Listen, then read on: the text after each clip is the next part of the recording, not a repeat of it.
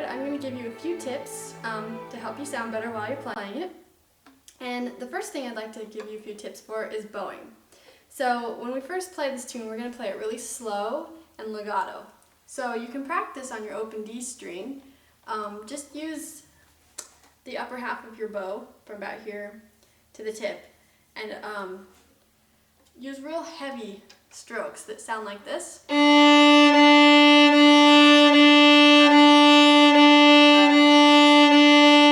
can kind of tilt your bow so that it's on the edge of the hair, like that. And always make sure that when you're on the edge of your hair, that the hair is facing towards your face and not the stick shouldn't be facing towards you. That means you're on the wrong side of your hair. You want to be so that the stick faces away from you and the hair is pointed towards you. So when you play on the edge of the hair, you can get a smoother, warmer sound out of your violin than if you just play completely flat on the hair. So that's a tip for real smooth legato type bowing. So let's try this again on open D.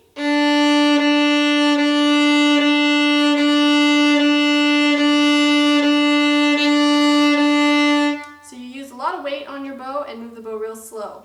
Now you can practice some string crossing. Go from D to A and back again, because we're going to have a lot of that in Jingle Bells. So it should sound like this.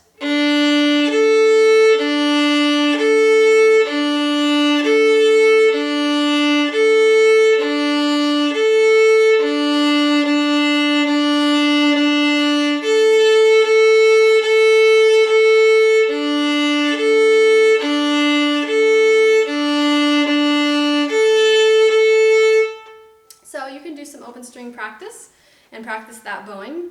Next, let's take a look at the sheet music, and so I can point out a few things.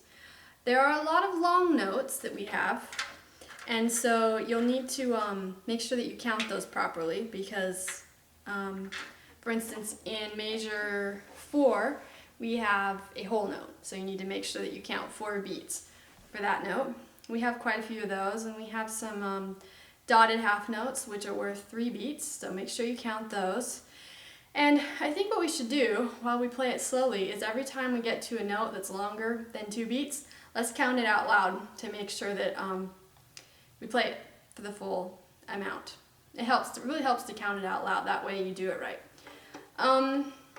So we have those. We also have some bowings, some where you have 2 up bows in a row. That happens a couple different times. First time it happens is in measure 16. We go from a 3rd finger G, which is a dotted half note. We're going to go up, and then we're going to have a 3rd finger D on the A string, and we're going to do another up. So the way you do that is you're going to go up, and then change strings and go up again, so that your bow keeps going up. So you have 2 ups in a row. And then we have that happening again in measure 21 with a C natural. See how my bow went up? So I get 2 up bows in a row for that. And then it happens again in measure 27. We have a couple more double ups. So, and then those are mostly the only tricky thing in Jingle Bells.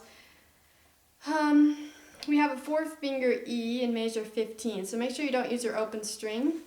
Whenever I have fingerings wrote in for you, go ahead and use them. So use your 4th finger for that E instead of your open string. Okay, so let's try playing Jingle Bells nice and slow using that legato bowing that I showed you. 1, 2, ready, go.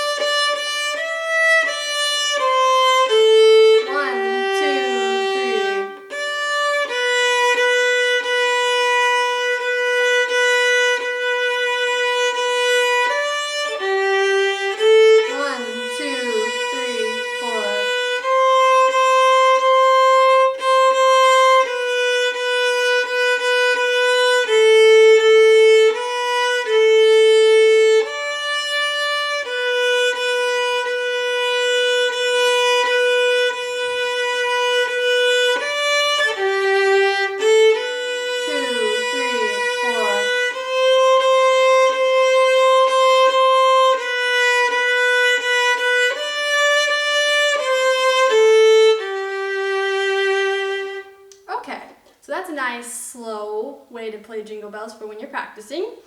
Now let's play it a little faster, and you might not want to do this right away.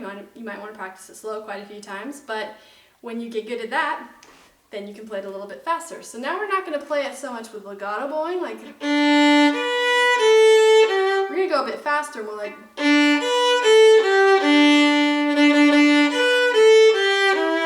so I'm not using quite such a smooth stroke. I'm giving you a little bit of a stop between notes actually. But anyway, so let's try that, and we're going to go a little bit faster.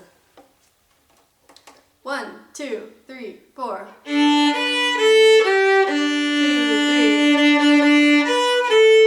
1, 2, 3, 4. 1, 2, 3, 4. 1, 2, 3, rest. 1, 2, 3.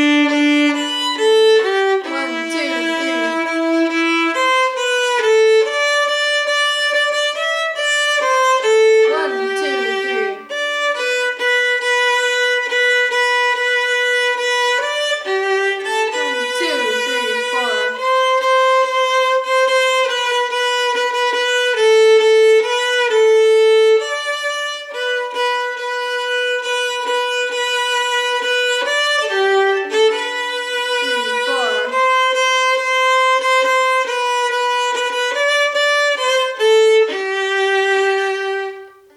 you can go even faster than that, but I think that's enough right now for me that I've shown you, and hope you have fun with it.